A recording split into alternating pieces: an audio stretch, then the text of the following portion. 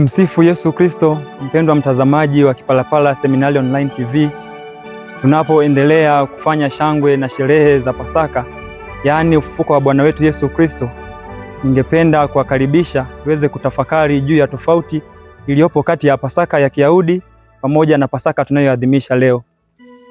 Kwa kweli Pasaka ni ufufuko wa Bwana wetu Yesu Kristo ambaye anatukomboa kupitia mafumbo ya wokovu, yaani kupitia mateso, kifo na ufufuko wa Bwana wetu Yesu Kristo. Ni wazi kwamba tunatambua umuhimu wa mafumbo haya katika maisha yetu, kwamba mwanadamu pasipo Pasaka au pasipo ufufuko wa Bwana wetu Yesu Kristo ingekuwa ni ngumu sana kufikia uzima wa milele, na hakuwa na namna nyingine ambayo tungeweza kupata au kurithi uzima wa milele. Basi kutokana na maana hiyo, ndipo pale tunapoona umuhimu wa kuielewa Pasaka hii tunapoadhimisha, ambayo ina utofauti na Pasaka ya Kiyahudi. Ni mara nyingi sana watu wanatafakari na kujiuliza kwamba ni kwa namna gani Wakatoliki tunaadhimisha Pasaka kama ufufuko wa Bwana wetu Yesu Kristo, ambapo ni tofauti na tamaduni za Kiyahudi, ambapo wanakuja na baadhi ya sababu mbalimbali wanazozitumia, ikiwemo mojawapo ni kwamba Bwana wetu Yesu Kristo mwenyewe alishiriki katika kula Pasaka ya Kiyahudi, yaani alishiriki katika Pasaka ambazo zilikuwa zinafanyika Yerusalemu, kwamba yeye pamoja na wazazi wake na wazee wake walishiriki katika Pasaka hizo. Basi mpendwa mtazamaji, ni kweli kwamba Bwana wetu Yesu Kristo aliweza kushiriki katika Pasaka hizo, lakini sio kwamba hiyo Pasaka ilikuwa ni kufanya kumbukumbu au ilikuwa ni sherehe kwamba kuna aliyefariki au aliyeuawa kwa ajili ya wokovu wa mwanadamu. Lengo ilikuwa ni kuendeleza tamaduni na kufanya kumbukumbu zile ambazo Mwenyezi Mungu aliweza kuwafanyia makuu aliyowatendea kutoka utumwani Misri. Basi swali ikaja, je, katika hizo sherehe au Pasaka za Kiyahudi ni Yesu yupi alikuwa amefariki kama Yesu mwenyewe alikuwa anashiriki katika karamu hizo? Ndugu zangu wapendwa watazamaji, tukisoma katika Injili ya Mtakatifu Luka sura ya 2 aya 41, ndipo wanapoeleza kuwa Yesu pamoja na wazee wake walishiriki katika Pasaka za Kiyahudi. Lakini kama tulivyokwisha kusema kwamba Pasaka haikuwa na lengo la ukombozi wa mwanadamu, bali ilikuwa ni kumbukumbu ya matendo ya Mwenyezi Mungu katika maisha ya wana wa Israeli ambapo walitolewa utumwani Misri. Basi Pasaka ya Kiyahudi yenyewe kulingana na msingi wake huo ilikuwa ni tamaduni ambayo ilipaswa kila mmoja aweze kuishiriki, ambaye ni Myahudi aendelee kukuza hizo tamaduni na kuonyesha msaada wa Mwenyezi Mungu aliyowajalia katika maisha yao hadi kuwatoa utumwani Misri. Lakini Pasaka tunayoadhimisha leo, ambayo ni ufufuko wa Bwana wetu Yesu Kristo, ni ile kutolewa katika utumwa wa dhambi, yaani kila mmoja anabaki akimshukuru Mwenyezi Mungu kwa neema na baraka hizi anazotujalia katika kukombolewa kwetu pasipo mastahili yetu. Ndugu zangu katika Kristo, basi nipende kuwakaribisha tuangalie kwa kina tofauti zilizopo kati ya hizi Pasaka mbili. Tukiangalia katika Injili ya Mtakatifu Mathayo sura ya 26 aya ya 17, ambapo inaeleza kuwa Bwana wetu Yesu Kristo aliwaalika wanafunzi wake wamwandalie sehemu ambapo ataweza kushiriki Pasaka pamoja nao.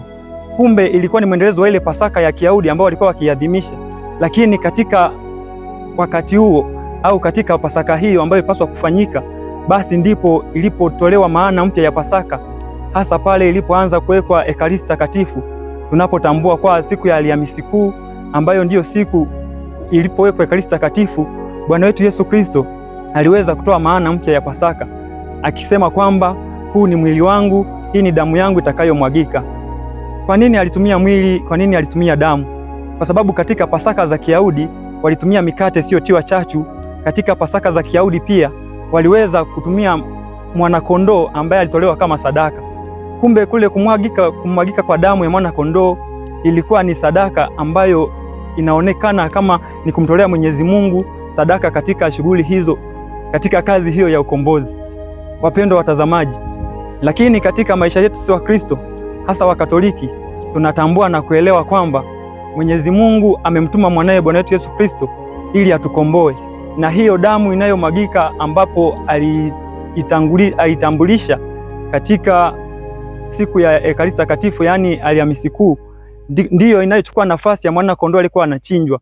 Kumbe kumwagika kwa damu ya Bwana Yesu Kristo ilikuwa ni ishara ya ondoleo la dhambi, sio tena kama kumtolea Mungu sadaka, bali ni sadaka ambayo inatolewa kwa ajili yetu sisi wanadamu, sio sawa na sadaka ya kondoo aliyekuwa anachinjwa kipindi hicho.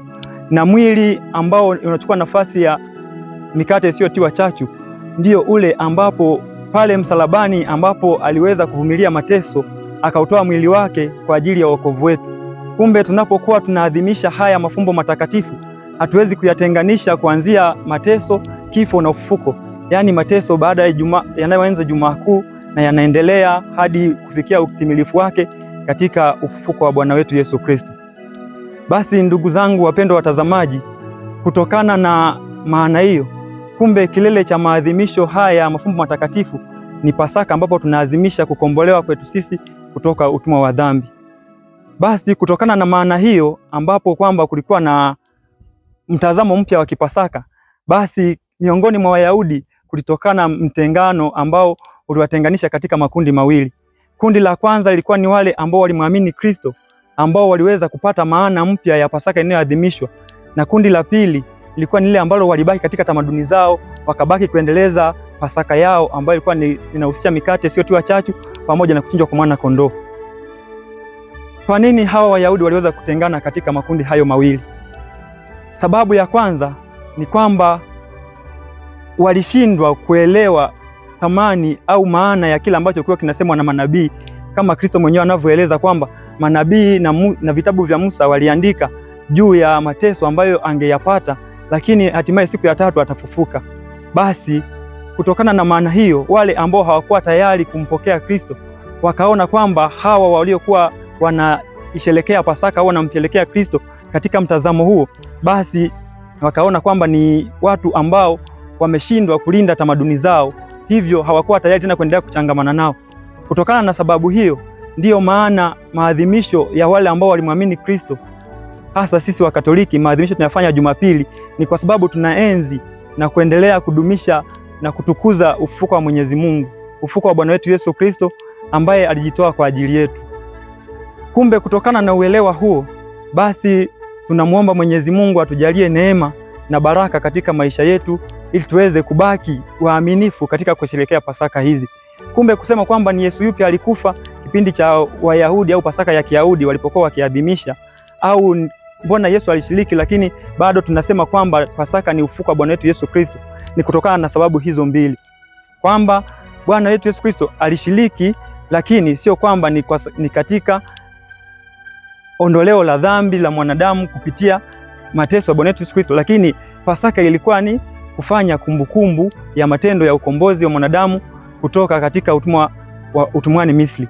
Lakini Pasaka tunayoadhimisha sasa hivi ni ukombozi wa mwanadamu kutoka katika utumwa wa dhambi, ambapo Bwana wetu Yesu Kristo alishinda dhambi, akashinda nguvu za mauti kupitia kifo chake na ufufuko wake, ndipo utimilifu wa hayo yote, yaani kazi ya ukombozi wa mwanadamu. Basi ndugu zangu katika Kristo, tujitahidi tuweze kusimama imara katika imani yetu, tusipitwe au tusiangaishwe na mafundisho mbalimbali na wale ambao wanasema juu ya imani yetu kwamba tunaadhimisha kitu ambacho hakina msingi, bali ni kwa sababu tu hawajampokea Kristo, ni kwa sababu hawajaelewa ni kipi kinamaanishwa na Pasaka tunayoadhimisha leo. Kumbe niwaalike sana tubaki kuwa waaminifu, tukimtumainia Mwenyezi Mungu katika maisha yetu, na kila ambacho tunakiamini ndicho kitakachotufikisha katika uzima wa milele. Niwatakieni Pasaka njema. Mwenyezi Mungu awabariki sana. Tumsifu Yesu Kristo.